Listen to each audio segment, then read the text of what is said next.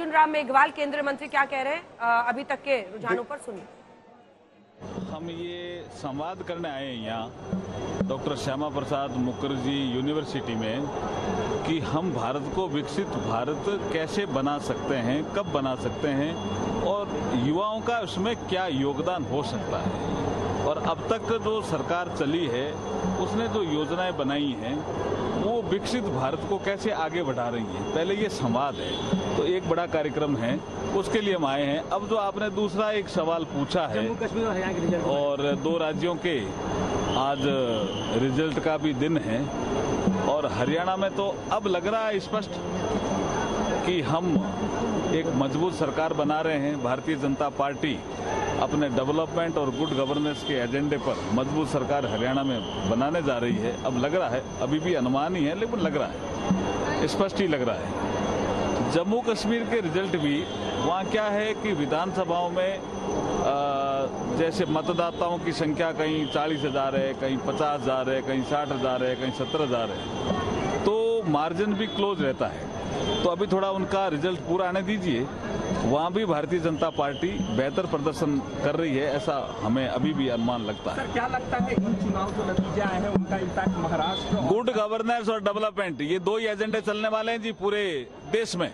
यहाँ भी वही चलेगा, गुड गवर्नेंस और डेवलपमेंट जो करेगा और उसमें भारतीय जनता पार्टी आगे, यहाँ भी भारतीय जनता पार्टी आप देखना आगे रहेगी। बीजेपी की एक योजना भाजपा के लिए क्या वर्कआउट किया हरियाणा? मैंने कहा ना, डेवलपमेंट और गुड गवर्नेंस ये 2 ही विषय हैं जी हमारे।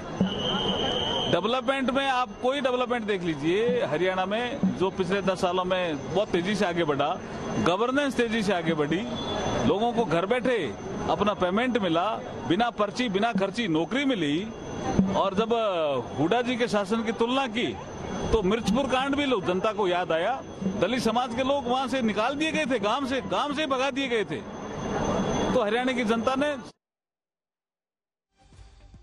तो दलितों का मुद्दा एक बार फिर से उठाते हुए अर्जुन राम मेघवाल केंद्रीय मंत्री आप देख रहे हैं, लेकिन हाफ सेंचुरी बनाती हुई बीजेपी अब दिखाई दे रही है।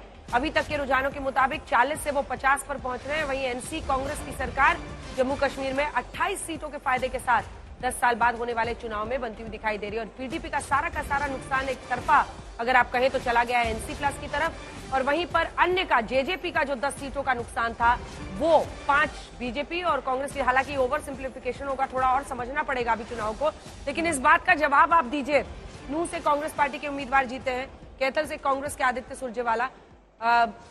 झा जी दिखाइए, झा जी ये हम आपको दिखा रहे हैं, पहली सरकार का शपथ ग्रहण, दूसरी सरकार का शपथ ग्रहण और डीसी पार कमान मिलेगी क्या? और ये विनेश फोगाट की जीत भी 5,761 वोटों से ये बताई जा रही है। तो विनेश फोगाट जिनको लेकर लग रहा था कि क्या वो चुनाव जीतती हैं या नहीं जीतती हैं, लेकिन 5,000 से लीड लगातार चल रहा था दीपक झा जी, और वहां पर जीत उनकी हो गई है। बहरहाल जो सवाल यहां पर चर्चा में हम आपसे शुरू कर रहे थे कि अब न केवल बीजेपी उन राज्यों का दावा करेगी जहां आप कह रहे थे कि वहां भी एंटी इनकम्बेंसी है, बल्कि महाराष्ट्र में आपके साथियों ने आप पर यह बोलना शुरू कर दिया है।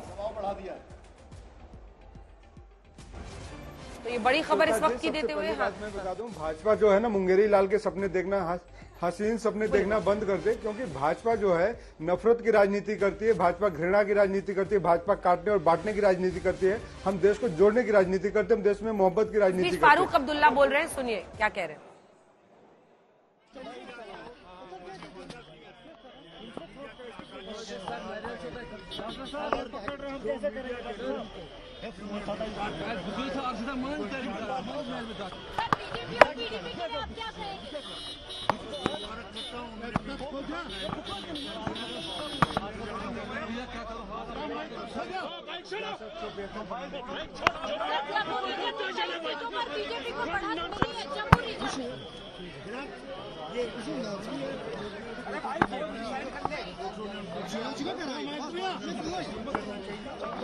जम्मू कश्मीर के विकास को लेकर अब आपकी क्या प्राथमिकताएं रहने वाली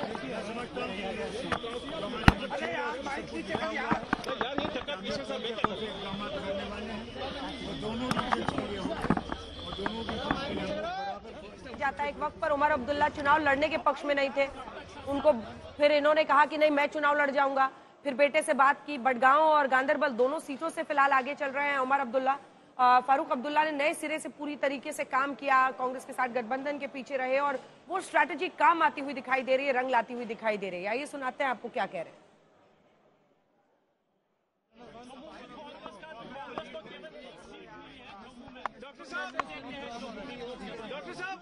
ये स्पष्ट आवाज नहीं आ रही है, लेकिन आज इस बार भी, मतलब पिछली बार जब 10 साल पहले जब यहां पर विधानसभा चुनाव हुए थे, उस समय भी तस्वीर ऐसी ही दिखी थी कि एक तरफ बीजेपी जम्मू का क्षेत्र एक पार्टी को चुनता है, कश्मीर का क्षेत्र एक पार्टी को चुनता है। और उस समय मुफ्ती साहब थे तो बीजेपी के साथ बातचीत हुई और कहा कि भाई जम्मू कश्मीर की संयुक्त जनता की मन की बात को समझते हुए हम आगे आकर सरकार साथ बनाते हैं, पीडीपी और बीजेपी। लेकिन उसी का शायद खामियाजा है आज कि पीडीपी 2 सीटों पर है, क्योंकि अपनी आइडियोलॉजी से अगेंस्ट जाकर उन सब ने ये काम किया था।